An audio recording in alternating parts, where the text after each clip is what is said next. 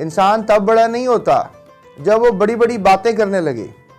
इंसान तब बड़ा होता है जब वो छोटी छोटी बातों को समझने लगे।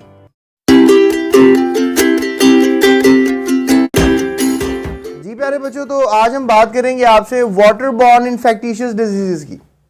आखिर ये वाटर बॉर्न इन्फेक्टिशियस डिजीजेस क्या होती हैं, ये आज हमारा टॉपिक रहेगा। प्यारे बच्चों, बॉर्न का मतलब होता है टू कैरी। कैरी का मतलब होता है कि ये पानी रखता है अपने अंदर। वाटर बॉर्न इसका मतलब ये नहीं कि पानी में ये पैदा होती हैं, इसका मतलब ये है कि पानी इनको कैरी करता है।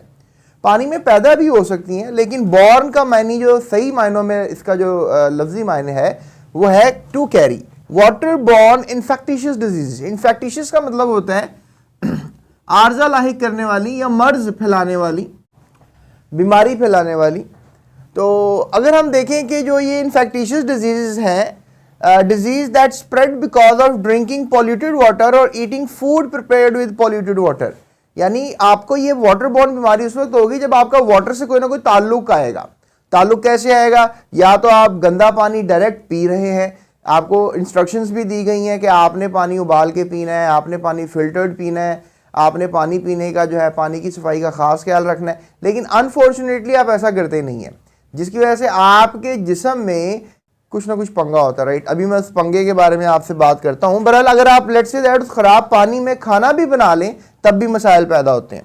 प्यारे बच्चों, ये जो वाटर पोल्यूशन होती है, मतलब लेट्स से दैट कि पानी में जब बीमारियां आती हैं तो हम इसको वाटर पोल्यूशन भी कह सकते हैं। तो ऐसा क्यों होता है? ऐसा इसलिए होता है क्योंकि कुछ जहरीले मादे, टॉक्सिन्स, या फिर आप कह लें कि कुछ छोटे मोटे जैसे जानदार जो शायद आंख से नजर भी नहीं आते, वो पानी के गिलास में या उस कूलर में या उस जगह पे मौजूद होते हैं जो आपको कभी नजर भी नहीं आ रहे होते। तो लिहाजा आप उनको खुद दावत देते हैं जब आप पानी पी लेते हैं। तो पानी जो है वो बैठ के पीना चाहिए। बैठ के पीने का फ़ायदा क्या होता है कि आपके स्टमक के अंदर प्रॉपरली पानी मिक्स हो के आपकी छोटी आंतों में जाता है जहाँ वो एब्जॉर्ब होता है। तो लिहाजा अगर आप पानी खड़े होकर पिएंगे तो फिर कुछ पानी समझ लेंगे, जैसे आप लेट्स से दैट कि ये एक पाइप है, तो पाइप से यहाँ से ऊपर जब पानी फेंकेंगे तो कुछ पानी टच किए बगैर ही नीचे से चला जाएगा, गुजर जाएगा, यानी कि द्वारों को टच नहीं करेगा, मिक्स नहीं होगा इसके अंदर। तो ऊपर से फेंकेंगे कुछ पानी तो साइडों पे टच होगा, लेकिन कुछ पानी जो है वो सीधा सीधा नीचे गिर जाए। इस तरह ही आपके स्टमक से भी कह लें कि कुछ फिजिबिलिटी इस तरह की बन जाती है खड़े होकर पानी पीने से। इसके अलावा आप दीनी तरीका भी देखें कि पानी बैठ के पीना जो है वो सुन्नत है। तो प्यारे बच्चों, मैं आपको ये बताना ही चाह रहा था कि अगर आप पानी बैठ के पिएंगे तो ये टॉक्सिन्स वगैरह, या स्पेसिफिकली मैं इनकी बात करूंगा माइक्रो ऑर्गेनिजम्स की, ये आपके पेट के तेजाब में मिल जाएंगे। और फिर इससे क्या होगा कि पानी पोल्यूशन जो है, मतलब बैठ के पीने से भी आपको कम बीमारी होगी, मैं कहना ये चाह रहा हूँ। क्योंकि जो माइक्रो ऑर्गेनिजम्स आपके पानी में मौजूद होंगे पीने वाले, उसमें वायरसेस होंगे, बैक्टीरियाज होंगे, कुछ प्रोटोजोन्स होंगे या फिर कुछ वर्म्स होंगे। तो ये वायरसेस, बैक्टीरिया, प्रोटोजोन्स या वर्म्स, इनकी वजह से बीमारियां होती हैं। हम की डिटेल की बात भी करेंगे, डायरिया, कॉलरा, क्रिप्टोस्पोरिडियम, या इसके अलावा कोई टाइफाइड वगैरह की या टाइफी की बीमारी। तो मैं आपको डिटेल में बताऊंगा कौन सी बीमारी बैक्टीरिया से हो रही है, कौन सी वायरल की बीमारी है, कौन सी वर्म्स की वजह से बीमारी हो रही है और कौन सी प्रोटोजोन डिजीज है। तो सब की मैं डिटेल अभी आपको आगे बताता हूँ। ये टॉक्सिन्स की भी बात हम कर लेते हैं। तो ये टॉक्सिन्स कौन कौन से होते हैं? तो ये टॉक्सिन्स की अगर मैं बात करूँ तो ये सब आपके सामने मैंने लिख दी है कि आर्सेनिक जिसका सिंबल AS है, फिर मरकरी जिसका सिंबल HG है, फिर लेड जिसका सिंबल PB है, और फिर इस तरह से बहुत से ऑर्गेनिक केमिकल्स हो सकते हैं जो कि आपको पानी में मिल सकते हैं। ये ऑर्गेनिक केमिकल्स प्यारे बच्चों आपको बड़ा डिस्टर्ब कर सकते हैं, आपकी जो सेल के अंदर एंटर करके आपके सेल्स की रेशो को कैंसर कर सकते हैं और भी डिफरेंट बीमारियां फैला सकते हैं। फिर अब ये बड़ा जेन्युइन सा क्वेश्चन है या जेन्युइन क्वेश्चन है कि लैक ऑफ प्रॉपर सैनिटेशन जो है ये फैसिलिटेट करती है for the main cause of water borne disease. यानी कि अगर आपका ये जो निज़ाम होता है ना पानी का घर में आने का, यहाँ से प्रॉब्लम्स पैदा होते हैं, क्योंकि सीवरेज के पाइप भी उसी गली में या उसी शोर के ऊपर डले हुए हैं जहाँ पे आपका पानी पीने के पाइप डले हुए हैं। और हम मजबूर हैं लैक ऑफ स्पेस की वजह से आपके पानी पीने के पाइप और सैनिटेशन के पाइप इकट्ठे। और जब भी ये बरसाती मौसम आता है प्यारे बच्चों तो फिर वाटर बॉर्न डिजीज़ अपने उरूज पर होती है, और जब खुश्की का मौसम होता है तो तब इतनी ज़्यादा आपको वाटर बॉर्न डिजीज़ नहीं होती है। लिहाजा अब हम बात करते हैं बहुत सी वाटर बॉर्न डिजीज़ की और आखिर ये क्यों होती हैं उसकी भी रीजंस की भी बात कर लेते हैं। So let's talk about different diseases of water जो कि पानी कैरी करता है। जी प्यारे बच्चों, तो अब बात करते हैं आपसे सही मायनों में वाटर बॉर्न डिजीज की, यानी कि उन बीमारियों की जो पानी से आपको हो सकती हैं। डिटेल की भी बात करेंगे। सबसे पहले जो बीमारी है जो आपको पानी की वजह से हो सकती है, दैट इज डायरियल डिजीज। प्यारे बच्चों याद रखिएगा, ये जो सवालात में भी आपको करवाऊंगा या टॉपिक आपको समझाऊंगा, ये इसमें शॉर्ट क्वेश्चन आंसर तो डन है, आपको 1 या 2 बोर्ड में आएंगे। और इसके अलावा ये एज अ लॉन्ग क्वेश्चन भी आ सकता है कि name few waterborne diseases and also explain them. तो लिहाजा आपने ये टोटल आपके सामने 9 बीमारियां जो आपकी किताब है उससे मैंने निकाल ली हैं, और आपकी किताब मैंने बीमारियां फ्री कर दी है। चलें, आई वाज रियली जोकिंग कि मतलब आपकी किताब में जो है ये तकरीबन 9 बीमारियां लिखी हुई हैं, तो आपने इनको जो है ज़रा थोड़ा सा ध्यान से स्टडी कर लेना है, ताकि आप भी जो है थोड़ा जान लें कि कौन कौन सी होती हैं आखिर पानी में बीमारियां, वाटरबॉर्न डिजीज़। तो डायरियल डिजीज़ है, डायसेंट्री है, कोलरा है, क्रिप्टोस्पोरेडियम इसका नाम है। इसके अलावा फ्लोरोसिस है, ये किसी जानदार की वजह से नहीं होती, ये एक एलिमेंटल डिजीज़ है, इसमें फ्लोरीन का इस्तेमाल है, मैं आपको बताऊंगा। ये बाकी सब बीमारियां जानदारों की वजह से होती हैं। हेपेटाइटिस भी वायरस की वजह से होती है, हेपामीन लिवर की डिजीज़ होती है, ये हुक वर्म्स की वजह से होती है, जॉइंडिस भी आपको वायरस और बैक्टीरिया दोनों की वजह से हो सकता है, एंड टाइफाइड आपको बैक्टीरिया की वजह से होती है। तो बहरहाल अभी हम जब बीमारियां डिस्कस करेंगे तब भी डिटेल में बात करेंगे। Let's talk about diarrhoeal disease जो कि आपको पहले नंबर पर नज़र आ रही है। ये जो डायरियल डिजीज़ है ये एक इंटेस्टिनल डिजीज़ है, यानी कि आपके पेट की बीमारी है। एक होता है आपका स्टमक फिर से आगे जाएं तो फिर एक छोटा पेट और फिर एक बड़ा पेट, और फिर आगे भी एक पेट होता है। सो इंटेस्टिनल डिजीज़ क्या है कि मतलब आपके ये पेट में होती है डायरिया। आपके जो छोटा पेट है, स्पेसिफिकली मैं इसी को नॉमिनेट करूँगा, उसको आप कॉलरा भी कह सकते हैं। कॉलरा लफ्ज़ है, कोलेरा लफ्ज़ नहीं है, मुंह में से कोलेरा पढ़ते हैं, दैट इज़ रॉन्ग, कोलरा। तो दिस में भी डेंजरस डिहाइड्रेशन। अगर आपको ये डायरिया हो रहा है तो वॉमिट्स आ रहे हैं बहुत ज़्यादा। सिम्टम्स नहीं लिखे हैं यहाँ पे इन्होंने, सिम्टम्स भी लिखने चाहिए थे आपकी किताब में, तो सिम्टम्स नहीं है।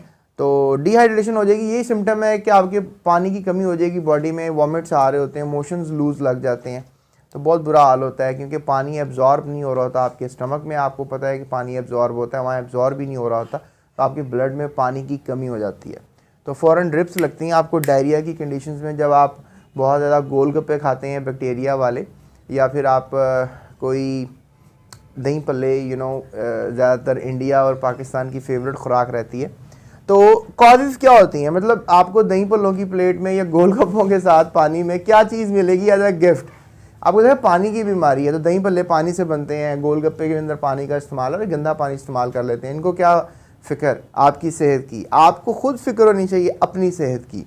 तो लिहाजा ये वायरसेस हो सकते हैं पानी में बैक्टीरिया हो सकते हैं, या कोई ऐसे पैरासाइट्स, या आप इनको वर्म्स ही कह लें या कोई प्रोटोजोन्स कह लें, हो सकते हैं।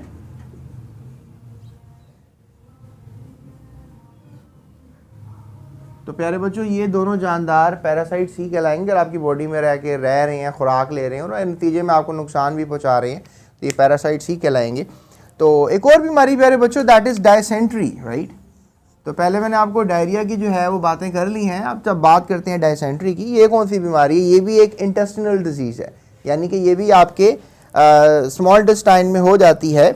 और इसकी वजह क्या होती है? ये भी एक सीवियर डायरिया है, और ये ब्लड और म्यूकस के साथ वॉमिट्स करते हैं आप। यानी इस तरह की डायसेंट्री उस वक्त कहेंगे जब आप वॉमिट करते हुए आपको ब्लड भी आ रहा है, मोशन से भी ब्लड आ रहा है, तो वो कंडीशन एक सीवियर कंडीशन है, राइट। सीवियर डायरिया एक डायरिया है, एक सीवियर डायरिया है। सीवियर डायरिया को डायसेंट्री कहते हैं। आप जो लिख भी सकते हैं कि ये एक सीवियर डायरिया है। तो प्यारे बच्चों, सीवियर डायरिया अगर हो जाए खुदा ना खास्ता, तो ब्लड और म्यूकस क्या होता है? ये आपको पता है बलगम टाइप या थूक टाइप चीज़ें जो है वो आना शुरू हो जाती हैं, क्योंकि इन्फेक्शन हो चुका होता है आपके स्टमक में। और तो क्या कॉजेज़ होती हैं? इसके पीछे भी बैक्टीरिया की नस्लें हैं, कुछ पैरासाइट्स होते हैं, वो आपके जिस्म में आके आपके स्मॉल इंटेस्टाइन में रह रहे होते हैं और आपको एक बीमारी कॉज करते हैं। So let's talk about cholera and cryptosporidium. जी तो प्यारे बच्चों, बात करते हैं अब आपसे हम आगे कोलरा की और क्रिप्टोस्पोरेडियम की। कोलरा जो है ये एक ऐसी बीमारी है आप जिसमें कह लें कि एक स्वेयर डायरिया है। अब देखें, डायरिया मैंने आपको पहले पढ़ाया, फिर मैंने आपको जो है डायसेंट्री पढ़ाया जो कि एक स्वेयर डायरिया था। अब मैं आपको कोलरा पढ़ा रहा हूँ। अब ये है एक स्वेयर डायरिया, लेकिन इसके रिजल्ट्स बड़े फैटल हैं, यानी कि ये आपकी डेथ भी कॉज कर सकता है। यानी अब देखें, पानी की जो बीमारियां हैं वो ज़्यादातर आपके पेट को इन्फेक्ट करेंगी ना, पेट से रिलेटेड ही होंगी ना, तो इनकी टाइप्स हैं। तो लिहाजा आप कह लें कि ये एक एक्यूट इन्फेक्शन है। एक्यूट का मतलब होता है बड़ा डिजास्टरस इन्फेक्शन है। इसमें क्या हो रहा है कि आपको जो ह्यूमन फीसिस हैं, उनके जो जानदार हैं ह्यूमन फीसिस में जो रहते हैं, वो पानी में मिल के आप पी लेते हैं।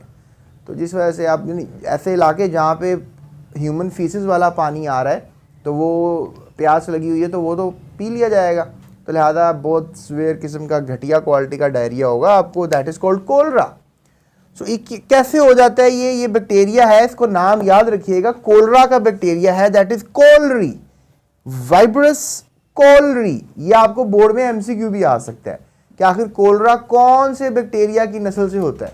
तो लिहाजा दैट इज वाइब्रस कोलरी, जो कि शायद आपको यहाँ पर नजर भी आ रहा होगा तस्वीर में। प्यारे बच्चों, आगे चलते हैं। एक और बीमारी है, इसका नाम है क्रिप्टोस्पोरिडियम। क्रिप्टोस्पोरिडियम एक ऐसी बीमारी है जो एक गैस्ट्रोइंटेस्टिनल इलनेस है, यानी कि आपके जो पूरी कैविटी है, एलिमेंट्री कैनाल, ये कहीं पर भी आपको इलनेस हो सकती है। ये इसको अगर हो जाती है, ये भी एक खास जानदार है जिसका नाम है प्रोटोजोआ। बेसिकली एक प्रोटोजोआ जानदार से आपको ये इलनेस होती है, जहां पर भी ये रहकर आपको इन्फेक्शन कर रहा हो। तो दैट इज कॉल्ड एज क्रिप्टोस्पोरियोडियोसिस। क्रिप्टोस्पोरियोडियोसिस ये इसका जो है एक बीमारी का नाम है, यानी आप क्रिप्टोस्पोरिडियम को क्रिप्टोस्पोरिडियोडियोसिस भी कह सकते हैं। प्यारे बच्चों, इसमें क्या होता है कि इसमें भी आपको डायरिया ही होता है, राइट। आपको वॉमिट्स आते हैं, मोशन लग जाते हैं, ठीक है। तो ये भी एक डायरिया की ही कंडीशन है। तो आप कह लेंगे जो पहली 4 बीमारियां हैं ये सब डायरियल किस्म की ही हैं, और ये आपको हो रही है एक माइक्रो ऑर्गेनिज्म प्रोटोजोआ की वजह से। और आप अगर पूछेंगे कि सर ये पानी हम अब कहाँ से हासिल कर रहे हैं जो जिससे हमें बीमारी हो रही है, तो ये पानी अगर आप लेक से पी रहे हैं या रिवर से पी रहे हैं तो उसमें होता है जानदार, और वो अगर आप पी जाएं तो फिर अगर आप कहेंगे सर हम बचें कैसे, तो सिंपल सा बचने का तरीका, पानी उबाल के पिएं। जितना भी जानदार होता है सबका बारबेक्यू बन जाता है उसके अंदर। तो लिहाजा बारबेक्यू आप पिएंगे तो उसका कोई फ़र्क नहीं है, वो एक प्रोटीनियस किस्म का कैलेंट डाइट हो जाएगी आपकी। मैं आपको मजाक कर रहा हूँ।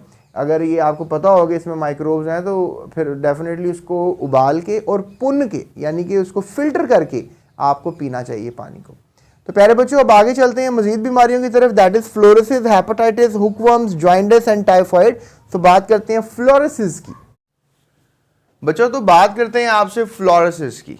As I told you bit before in my previous videos कि फ्लोरोसिस एक ऐसी बीमारी है जो बेसिकली ज़्यादा सारे फ्लोराइड खाने से होती है। फ्लोराइड्स क्या होते हैं? फ्लोराइड्स बेसिकली फ्लोरीन का एक आयन है। फ्लोरीन जब एक इलेक्ट्रॉन गेन कर लेता है तो वो फ्लोरीन नेगेटिव हो जाता है, तो इसे हम फ्लोराइड कहते हैं। तो आप कह लें कि आप कोई शायद ऐसी जगह पे रहते हैं जहाँ पे फ्लोरीन के सॉल्ट्स हैं, और ये अमूमन ऊंचे इलाकों में होता है। ऊंचे इलाकों से मुराद है एल्टीट्यूड, कुछ नॉर्दर्न एरियाज़, और वहाँ पे पहाड़ होते हैं, कुछ पहाड़ियाँ टाइप जगह होती है, वहाँ पे फ्लोरीन के सॉल्ट्स काफ़ी मिलते हैं। तो वहाँ पे जो ग्राउंड वाटर इकट्ठा होता है उसमें ये फ्लोराइड के सॉल्ट्स आपको मिलेंगे।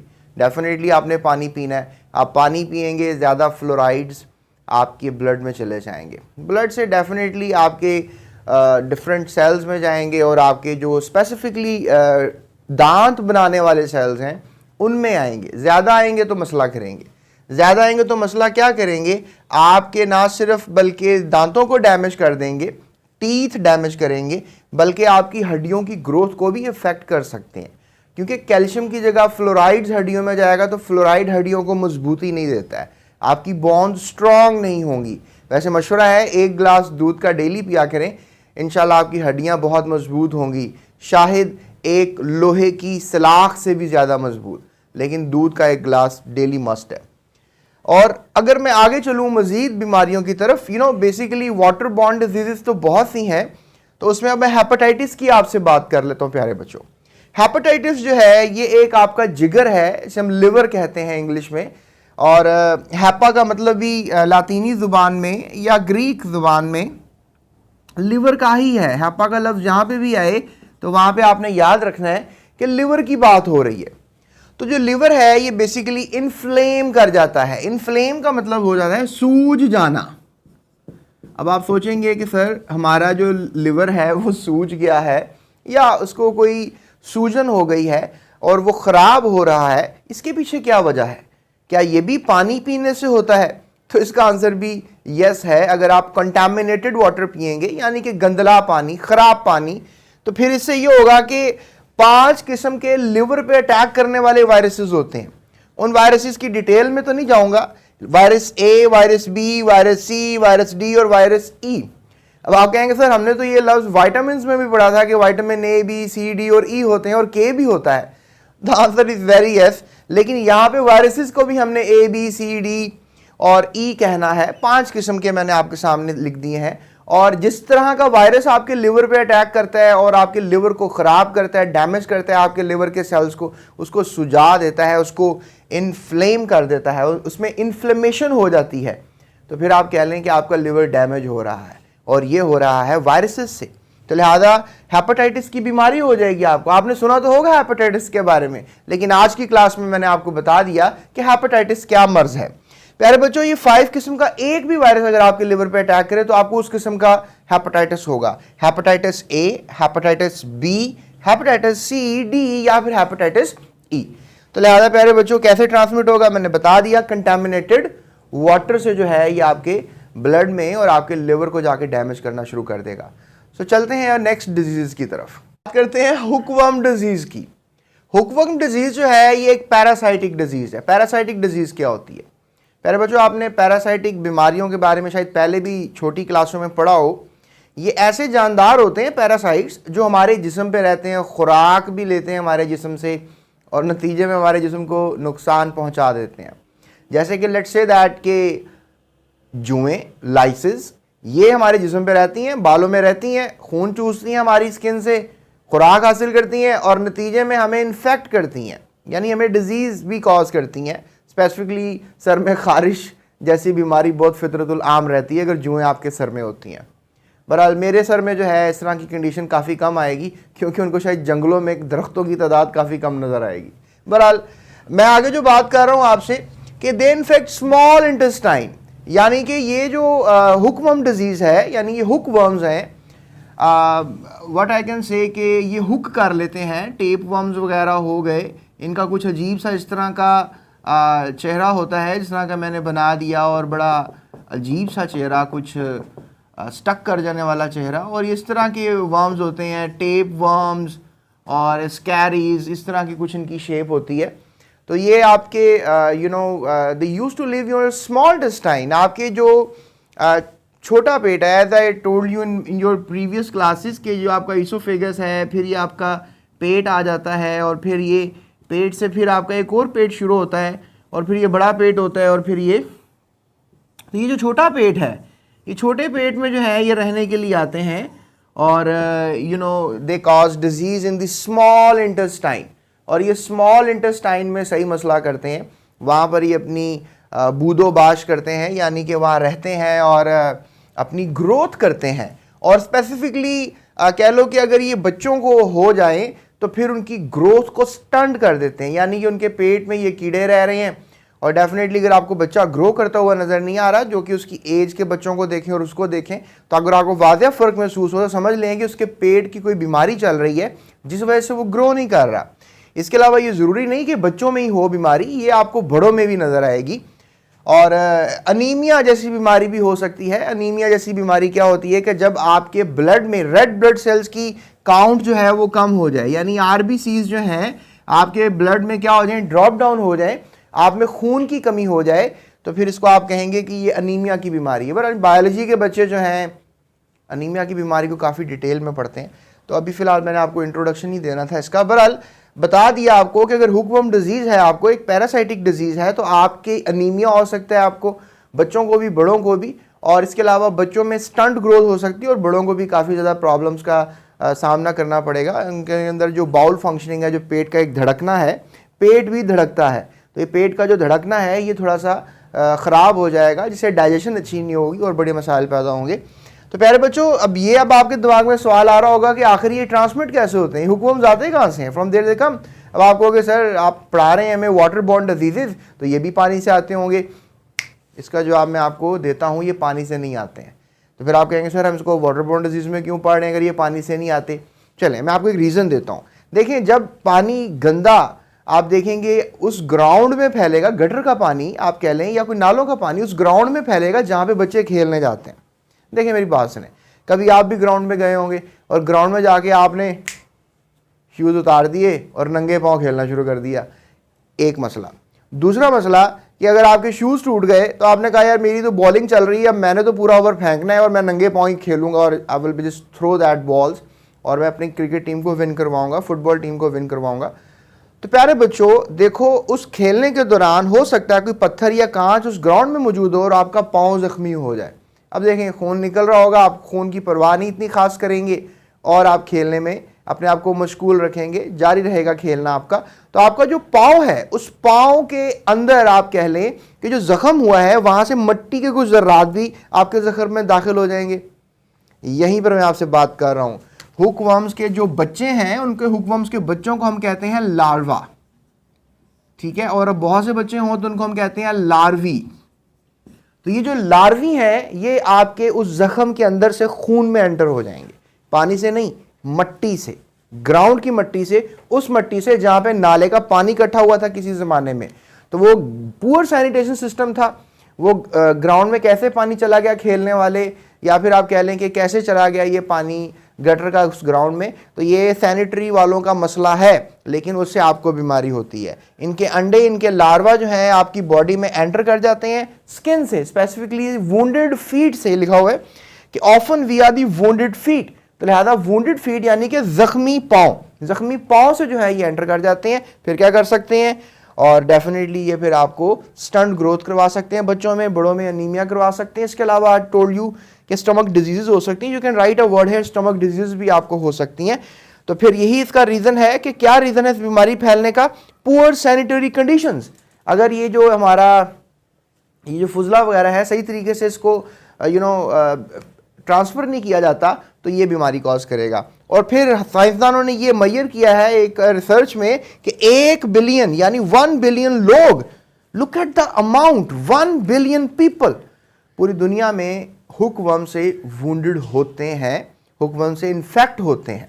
वुंडेड मैंने बोल दिया लफ्ज़, इन्फेक्ट होते हैं। इन्फेक्ट से मुराद है कि ये बीमारी कॉज करते हैं। So it's also a kind of a poor sanitary condition disease, यानी कि पानी की वजह से ही फैली है। रीज़न बेसिक इसके पीछे पानी ही है और पानी का एक गैर मुतल्लका बहाव है ग्राउंड्स के अंदर, तो उस वजह से बीमारी फैली है। एंड आई होप कि आपको ये मेरी बात सारी ज़िंदगी याद रहेगी और आपको याद रहेगा हुकवर्म्स के बारे में। तो प्यारे बच्चों अब हम बात करते हैं आपसे अगली बीमारी की। Let's talk about the next disease. बच्चों जॉइंडिस जो है हमारी नेक्स्ट डिजीज़ है, इसको हम अब डिस्कस कर लेते हैं। जॉइंडिस बेसिकली कह लें कि आपका जो लिवर है, लिवर के साथ ही एक नाली होती है और इस नाली के साथ ही एक छोटा सा ऑर्गन होता है और जो कि पेट के अंदर जो है सप्लाई दे रहा होता है एक लिक्विड की, जिस लिक्विड का नाम है बाइल। ये लिवर है और ये एक डक्ट है जिससे, और ये हमारे पास एक गैल ब्लैडर है कह लें आप। ये बायोलॉजी के बच्चों को पता होता है ये मैं क्या बात कर रहा हूँ। तो इस गैल ब्लैडर में बाइल इकट्ठा होता है और ये बाइल जो है फिर ये स्टमक में वक्तन फवक्तन प्रॉपर तरीके से जाता है। इस बाइल का क्या फंक्शन होता है, आप जब भी कोई पराठे खाते हैं, समोसे खाते हैं, ऑयली चीज़ें खाते हैं, तो बहुत से लिपिड्स आपके स्टमक में जाते हैं, मतलब ऑयल्स वगैरह, फैट्स वगैरह। आपको मैंने बायोकेमिस्ट्री के चैप्टर में पढ़ाया था कि हमारे पास लिपिड्स क्या होते हैं, ये फैटी एसिड्स होते हैं। ये मैंने आपको पढ़ाया था बायोकेमिस्ट्री के वीडियोज़ में, तो आप वो लाजमी वीडियोस देखिएगा। डिस्क्रिप्शन में लिंक्स हैं जहाँ से आप उन वीडियो तक बआसानी पहुँच सकते हैं। सिर्फ एक लिंक को क्लिक करना है आपने और सारी प्लेलिस्ट पूरी बुक की आपके सामने आवेज़ा हो जाएगी, खुल जाएगी, जिससे आप उस वीडियो तक आसानी से जा सकते हैं। या फिर आप सिंपली लिख लें lipid space GS academy YouTube search bar पर और आप उस वीडियो तक जा सकते हैं। तो प्यारे बच्चों बात हो रही थी कि हमारे पास ये डक्ट है, डक्ट के साथ एक छोटा सा ब्लेडर है जिसे हम गैल ब्लेडर कहते हैं, और ये गैल ब्लेडर में लिक्विड होता है जो कि बेसिकली क्या करता है, स्मॉल इंटेस्टाइन में ड्यूडेनम वाली जगह पे वहाँ पे ये लिपिड्स को डाइजेस्ट करने में क्या लेके हेल्प करता है। इसमें बहुत से एंजाइम्स होते हैं, एमल्सिफाइंग एजेंट्स होते हैं जो कि बेसिकली क्या लें कि फैट्स को डाइजेस्ट करते हैं। सिंपली आपने बस ये याद रखना है कि फैट्स को डाइजेस्ट करते हैं। तो ये बाइल कंट्रोल तरीके से थ्रो हो रहा होता है स्मॉल इंटेस्टाइन में, लेकिन अनफॉर्चुनेटली जब लिवर काम करना थोड़ा कम हो जाता है या काम करना ही बंद कर देता है, तो फिर आप कह लें कि जो लिवर है वो बहुत ज़्यादा बाइल बना रहा है और बहुत ज़्यादा बाइल स्मॉल इंटेस्टाइन में जा रहा है। इससे क्या होता है कि फिर डेफिनेटली जो हमारा ब्लड है डेफिनेटली वो कनेक्टेड है हमारे पेट के साथ, तो बहुत सा बाइल किस में चला जाता है, ब्लड में चला जाता है। अब बाइल जब ब्लड में चला जाता है प्यारे बच्चों, तो फिर ये जो आंखें होती हैं ये खूनी खूनी या फिर डूबते सूरज जैसी येलो येलो आपको नज़र आती हैं, आपकी स्किन भी सारी जर्द पड़ जाती है और it's a very pathetic situation जिसको आपको फेस करना पड़ता है। आप इसको जॉइंडिस कहते हैं प्यारे बच्चों, या इसको आप यरकान कह सकते हैं, इसको उर्दू में यरकान की बीमारी कहते हैं।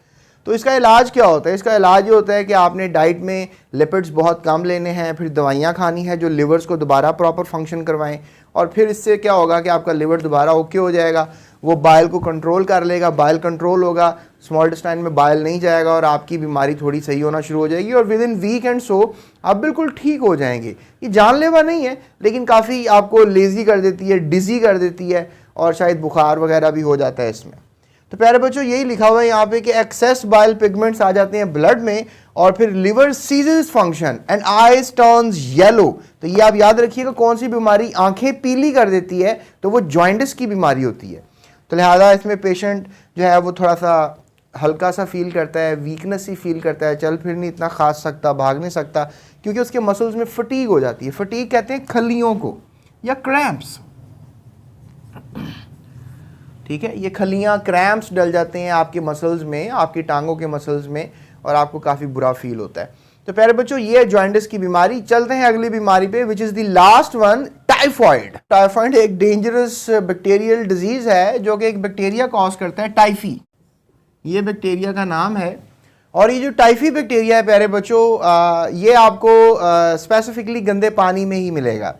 यानी अगर आप कंटेमिनेटेड वाटर पी रहे हैं या फिर आप गंदे पानी से कोई खुराक बना रहे हैं और उस पानी को आप कोई ऐसा गर्म भी नहीं कर रहे, जैसे for example let's say that कि गोलगप्पों का जो पानी होता है उसको गर्म नहीं किया जाता, उसमें टार्टरी डाली जाती है और पानी डाल दिया जाता है और एक मिक्सचर सा बन जाता है और वो गोलगप्पे का पानी तैयार हो जाता है।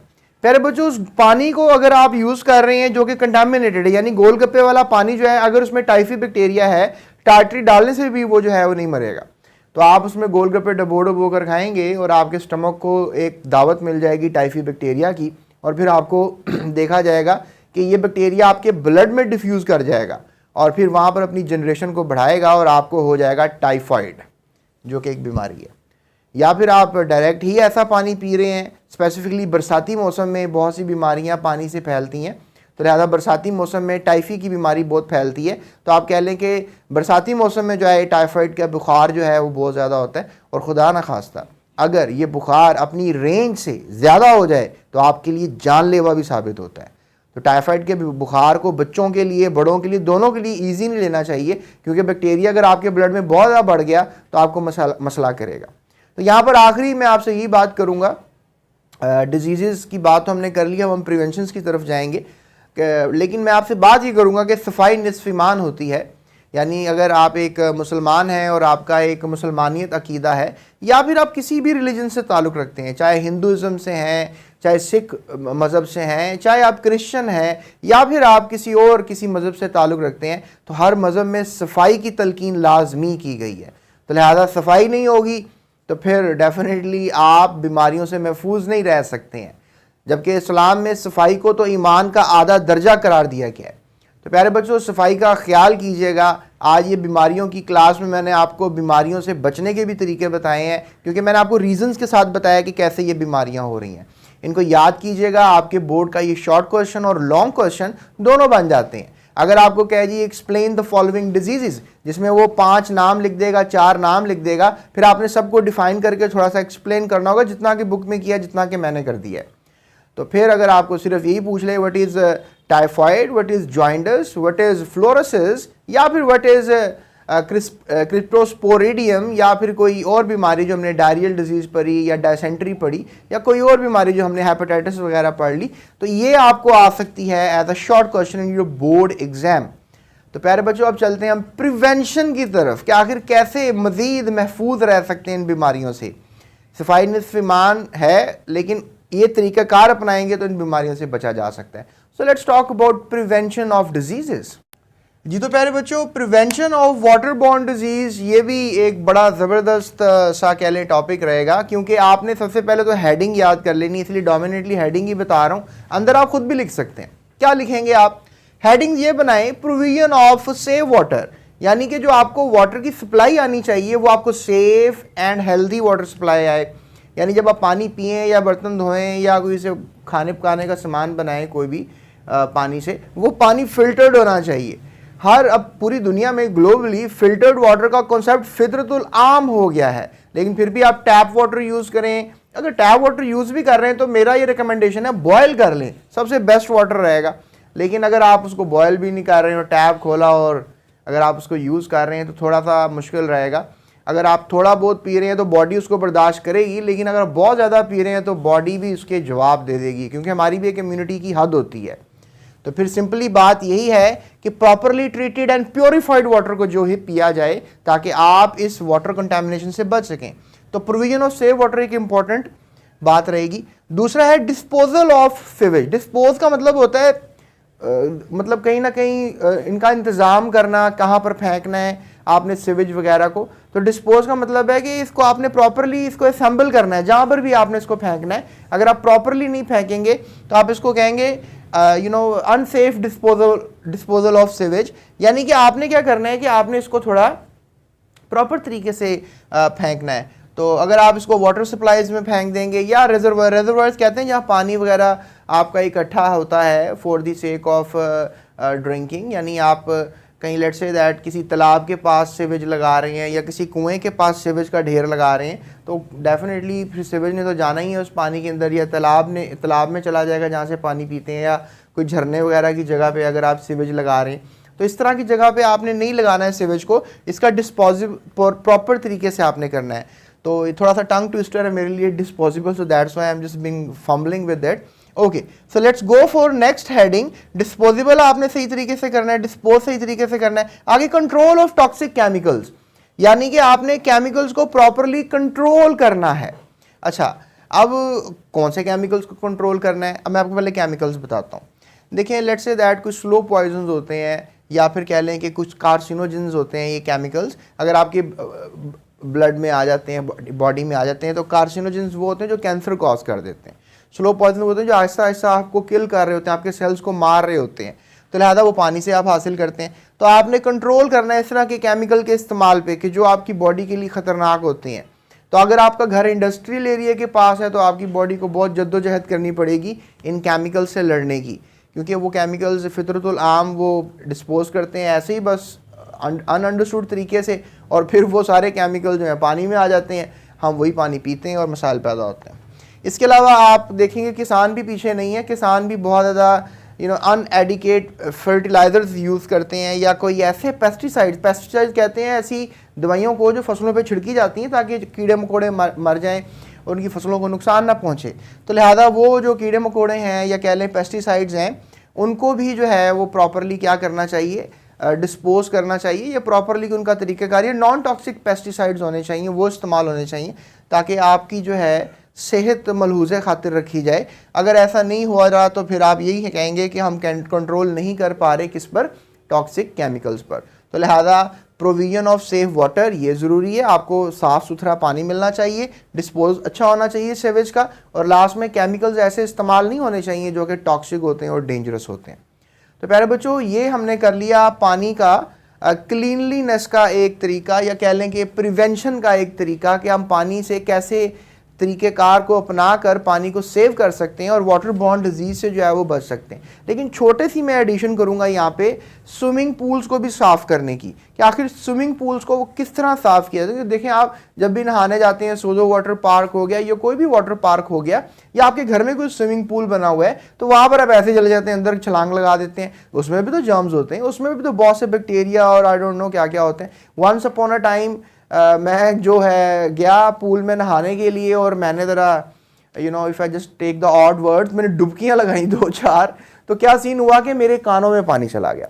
अब उसका सीन ये था कि मैं घर आया, the first day was good, the second day was good, लेकिन थर्ड डे मुझे थोड़ी सी कानों में दर्द हुई, और फिर मैंने जाके डॉक्टर को चेक करवाया तो पता लगा जनाब कि कुछ जर्म्स जो हैं वो मेरे कान में रहने के लिए आ गए उस पूल से। तो लिहाजा फिर मैंने जल्दी से दवाई का इस्तेमाल किया और फिर मैंने उनसे अपनी जान छुड़ा ली।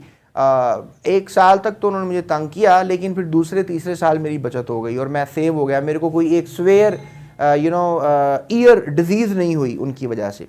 तो लिहाजा जब भी आप पूल में जाते हैं तो कॉटन बड्स को कानों में लगा लिया करें, ताकि पानी अगर जा भी रहा अंदर तो फिल्टर हो जाए ना प्रॉपर तरीके से, कोई ख़राबी, कोई जर्म्स, कोई वर्म्स अंदर ना जाएं। और नोज़ पे भी आपने देखा होगा इस तरह के कुछ रैपर्स मिलते हैं या कोई क्लिप्स मिलते हैं, वो आप लगा लें तो नोज़ से भी पानी जो अंदर जाता है वो नहीं जाएगा। और यही तो तरीका पूल में नहाने का, एंजॉय करने का, खुद को बचाने का बता रहा हूँ। बहरहाल एक तरीका और है, और वो क्या है मैं आपको अभी बताता हूँ। जी तो प्यारे बच्चों, बात करते हैं आपसे, चूँकि हम बात कर रहे हैं कि बीमारियों से कैसे बचा जा सकता है, जिसमें मैंने आपको डिस्पोजल ऑफ सीवेज और कंट्रोल ऑफ टॉक्सिक केमिकल्स, ठीक है ना, या सेफ़ यूज़ ऑफ वाटर के बारे में बताया। अब मैं आपको बताऊँगा कि आपके जो स्विमिंग पूल्स होते हैं इनको भी साफ़ रख सकते हैं आप, ठीक है। कैसे रख सकते हैं कि अगर लेट्स से दैट आपका जो स्विमिंग पूल है उसको क्लोरीनेशन प्रोसेस से साफ़ रख सकते हैं। आपको बोर्ड में शॉर्ट क्वेश्चन आएगा, what is chlorination of water या व्हाट इज़ क्लोरीनेशन प्रोसेस। तो क्लोरीन डालते हैं हम पानी के अंदर। स्विमिंग पूल का जो पानी होता है ना, उसमें क्या डाल देते हैं, क्लोरीन डाल देते हैं। It is the addition of chlorine solution swimming pools. So chlorine क्या करती है, बैक्टीरिया को मार देती है, माइक्रो ऑर्गेनिज्म को मार देती है। क्लोरीन जो है itself does not kill, rather it dissociates in water. और क्लोरीन जो है वो क्या कहती है कि पानी में डिसोसिएट भी हो जाती है और क्या बना लेती है, हाइपोक्लोरिक एसिड बना लेती है और हाइड्रोक्लोरिक एसिड बना लेती है। यानी कि क्लोरीन अगर पानी में डालोगे ना तो वो क्या बना रहेगी, HOCl बना रहेगी, that is the formula of hypochloric acid. और साथ HCl बन जाएगा ना, H+ और H नेगेटिव मिल जाएंगे आपस में। सो हाइपोक्लोरिक एसिड एक अनस्टेबल एसिड है, ये इसमें ऑक्सीजन रिलीज़ कर देगा और ये जो ऑक्सीक्लोराइड रेडिकल है ये बनेगा। तो कह लो कि ये जो both the product HOCl and OCl negative kill the bacteria and micro organism. यानी कि HOCl भी बैक्टीरिया को मारता है, माइक्रो ऑर्गेनिज्म को मारता है, और ये ऑक्सीक्लोराइड बड़ा ज़बरदस्त है, ये भी बैक्टीरिया को, डिफरेंट माइक्रो ऑर्गेनिजम्स को मार देता है। सो ये भी एक पानी का मैंने आपको केमिस्ट्री बताई, क्लोरीनेशन ऑफ वाटर। क्लोरीन डालने से पानी कैसे साफ़ होता है, उसमें माइक्रो ऑर्गेनिजम्स कैसे साफ़ हो जाते हैं। तो बात करते हैं टेस्ट योरसेल्फ 15.4 की। और 15.4 में पहला सवाल ये किया जा रहा है कि define water borne diseases.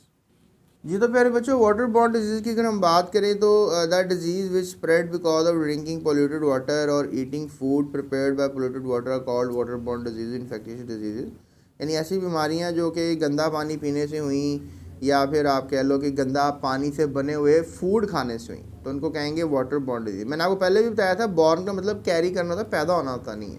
Carry का मतलब है कि पानी ये कैरी कर रहा है इन बीमारियों को। और आपको मैंने बताया है कि बहुत से बैक्टीरिया, वायरसेस, फंगस, ये ऐसी चीज़ें जो हमारी सेहत के लिए अच्छी नहीं है, वो पानी में होती हैं, पानी पी लेते हैं और फिर बल्ले बल्ले खा लो दही पल्ले। I am usually joking. तो उसके बाद नेक्स्ट है जी, व्हाट इज़ डायसेंट्री। डायसेंट्री क्या होती है बीमारी, मैंने आपको ड्यूरिंग माई लेक्चर बताई क्या होती है। इसको ज़रा वीडियो वो देखिएगा, पीछे से नीचे डिस्क्रिप्शन में इसका ना टाइमलाइन दिया हुआ है, वहाँ से देखें डायसेंट्री क्या होती है, मैंने प्रॉपरली बताई है आपको। उसके बाद है which of the following bacteria causes cholera. Cholera कौन सा बैक्टीरिया करता है, ये भी मैंने आपको वीडियो में बताया। वाइब्रस कॉलरी जो है ये बैक्टीरिया क्या कर देता है, आपको कॉलरा जैसी बीमारी, ये काला यरकान कहते हैं कॉलरा को, उसका काफ़ी अजीब सा नाम है काला यरकान। सो पीला यरकान भी होता है, काला यरकान भी होता है। So there is a lot of types of यरकान। इसके अलावा प्यारे बच्चों, फ्लोरोसिस क्या होती है, ये भी बड़ा जेन्युइन सा क्वेश्चन है, ये भी मैंने आपको बड़ा अच्छे तरीके से समझाया है। फ्लोरोसिस क्या होती है, ये वीडियो में देखें आप। उसके बाद सवाल है जी, हेपेटाइटिस क्या होता है, ये भी मैंने आपको बड़े अच्छे तरीके से समझा दिया। हेपेटाइटिस आपको याद होगा कि लीवर की बीमारी है, और ये मिनरल का बहुत ज़्यादा कंजप्शन है, फ्लोराइड आयंस का, मैंने फ्लोरोसिस में बताया था आपको। तो बस आपने ये बातें याद रखनी है। सो ये थी हमारी test cell 15.2। Sorry 15.4। So that's it, thank you so much, अपना ख्याल रखिएगा। मजीद वीडियोज़ के लिए डिस्क्रिप्शन में लिंक्स हैं, उनको फॉलो कर लें या थंबनेल्स आ रहे हैं अभी इस पर टच करें, प्लेलिस्ट को देखें और प्लेलिस्ट को गाहे बगाहे प्यारे बच्चों विजिट करते रहा करें। मैं नई नई अपडेट्स इस वीडियोज़ की प्लेलिस्ट में डाल रहा होता हूँ, तो आपको ये जो पुरानी वीडियोज़ हैं मेरी ये इंशाल्लाह हटती हुई नज़र आएंगी और नई वीडियोज़ में ऐड होती हुई नज़र आएंगी। So stay up with my play list, right? That's it, thank you so much, Allah.